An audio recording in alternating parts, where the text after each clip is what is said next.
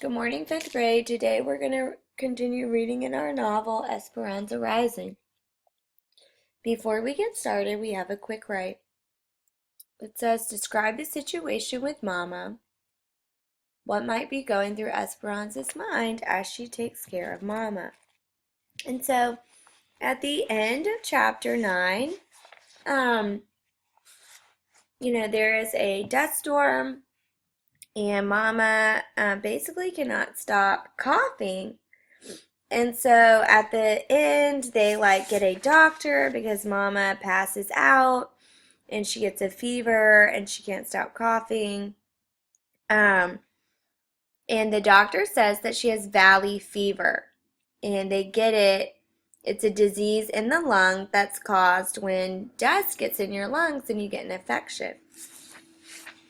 And so, the doctor's like, she may have a fever for a couple of weeks. She'll get coughs and headaches, but it's not contagious. And so, he wasn't sure if she is going to get well. And he basically said, it could be 6 months before she fully recovers. And, Esperanza's thinking, well, I lost my father. Abuelita is not here, and now my mama is really sick, and she's worried that she's gonna lose mama too. All right, so press pause to write down your answer for the quick write and play when you're ready for the focus question. It says, how is Esperanza changing? So we are going to think about what we already know about Esperanza, what she was like when she first arrived at the migrant camp.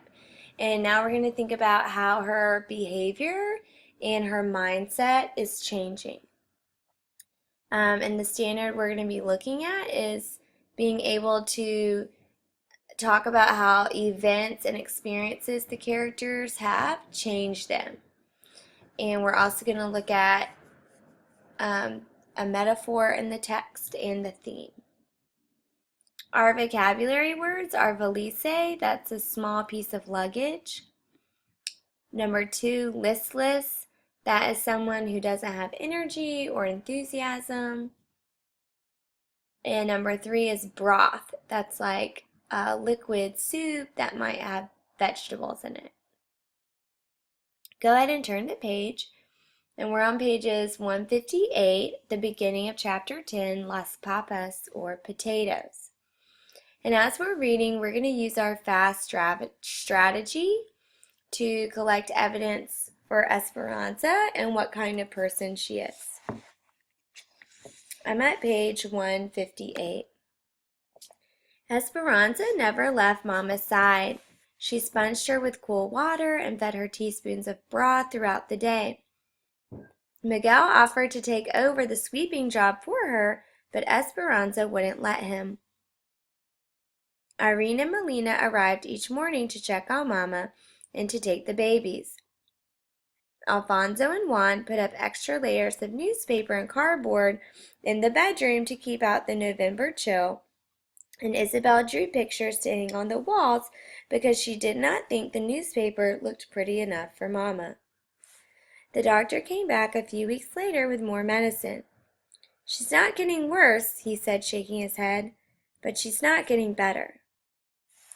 Mama drifted in and out of fitful sleep, and sometimes she called out for Abuelita. Esperanza could barely sit still and often paced around the small room. One morning, Mama said weakly, Esperanza.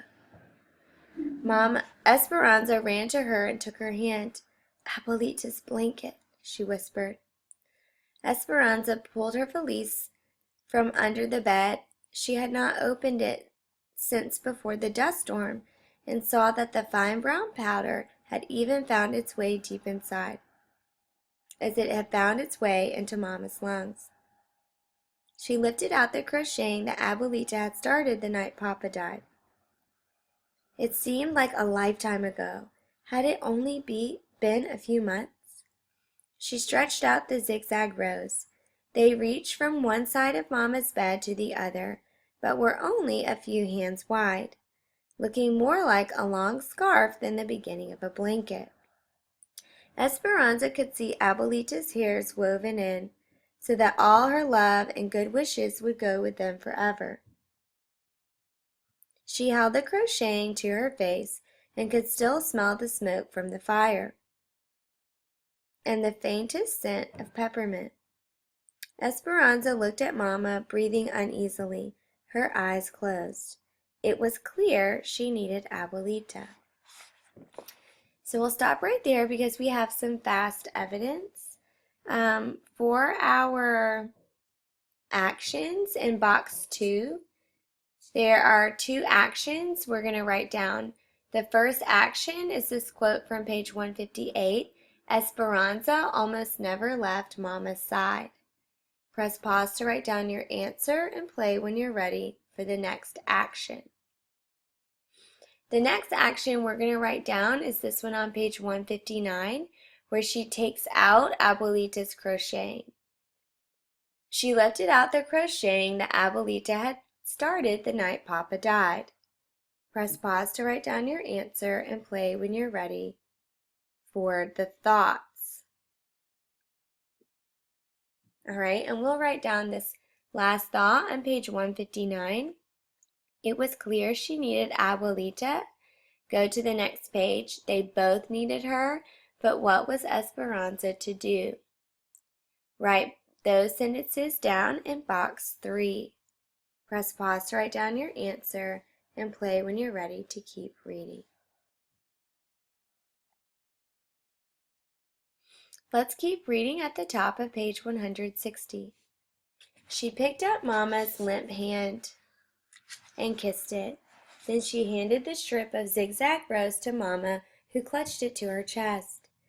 What had Abuelita told her when she'd given her the bundle of crocheting? And then she remembered she had said, "Finish this for me, Esperanza, and promise me you'll take care of Mama." After Mama fell asleep, Esperanza picked up the needlework and began where Abuelita left off. 10 stitches up to the top of the mountain. Add 1 stitch. 9 stitches down to the bottom of the valley. Skip 1. Her fingers were more nimble now, and her stitches were more even. The mountains and valleys in the blanket were easy. But as soon as she reached a mountain, she was headed back down into a valley again. Would she ever escape this valley she was living in, this valley of Mama being sick? What else had Abuelita said? After she had lived many mountains and valleys, they would be together again.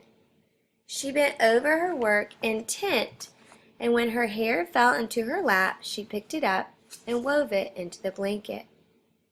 She cried when she thought of the wishes that would go into the blanket forever, because she was wishing that Mama would not die. The blanket grew longer, and Mama grew more pale. Women in the camp brought her extra skeins of yarn, and Esperanza didn't care that they didn't match. Each night when she went to bed, she put the growing blanket over Mama, covering her in hopeful color. Lately it seemed Esperanza could not interest Mama in anything. "Please, Mama," she begged, "you must eat more soup. Please, Mama, you must drink more juice. Mama, let me comb your hair. It will make you feel better." But Mama was listless, and Esperanza often found her weeping in silence. It was as if, after all her hard work in getting them there, her strong and determined mother had given up. We'll stop right there because we have some more fast evidence. In the actions box, we would write down this action on page 160. Esperanza picked up the needlework and began where Abuelita left off. Press pause to write down your answer and play when you're ready for more evidence. Then we have some feelings. The first feeling we would write down is where she's crying as she's knitting. It says she cried when she thought of the wishes that would go into the blanket forever. Press pause to write down the feeling and play when you're ready for a thought. The last thing we'll write down on this page is this thought on page 160. Would she escape this valley she was living in? This valley of Mama being sick. Press pause to write down the thought and play when you're ready for one more thought. The last thought we'll write down is this one on page 161, because she was wishing that Mama would not die. Press pause to write down your thought and play when you're ready to turn the page. We're on page 162. And there has been a break in the page, so we know that more time has passed. The fields frosted over and Mama began to have trouble breathing. The doctor came again with worse news. She should be in the hospital. She's very weak, but more than that, she's depressed and needs nursing around the clock if she's to get stronger. It is a county hospital, so you would not have to pay except for doctor bills and medicines. Esperanza shook her head no. The hospital is where people go to die. She began to cry. Isabel ran to her crying too. Hortensia walked over and folded them both into her arms. No, no, she's going to the hospital to get better.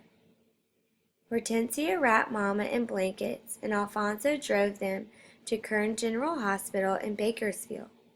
The nurses would let Esperanza stay with Mama only a few minutes, and when Esperanza kissed her goodbye, Mama didn't say a word, but shut her eyes and drifted off to sleep.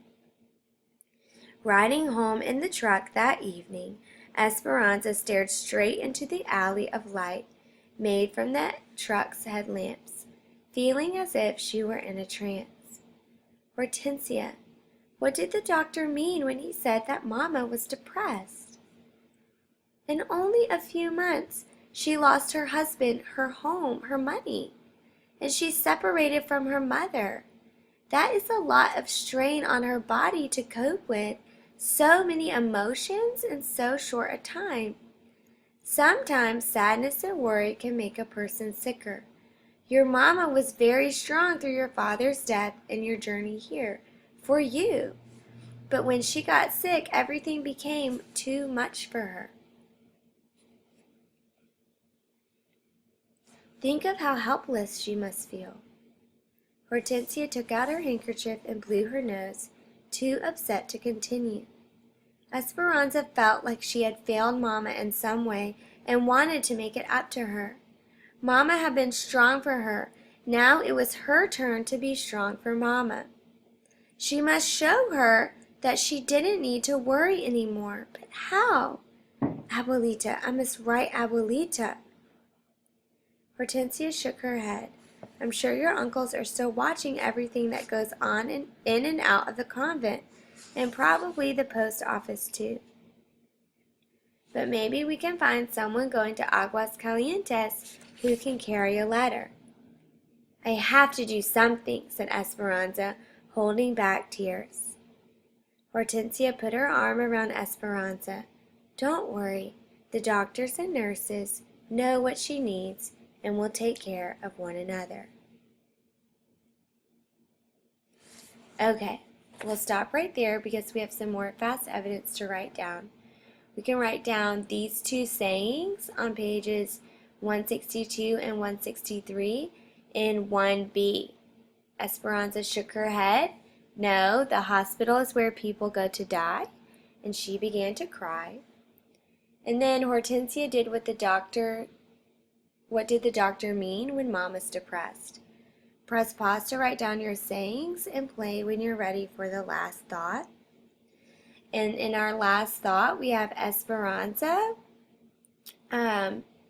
who she feels like she has to do something for Mama.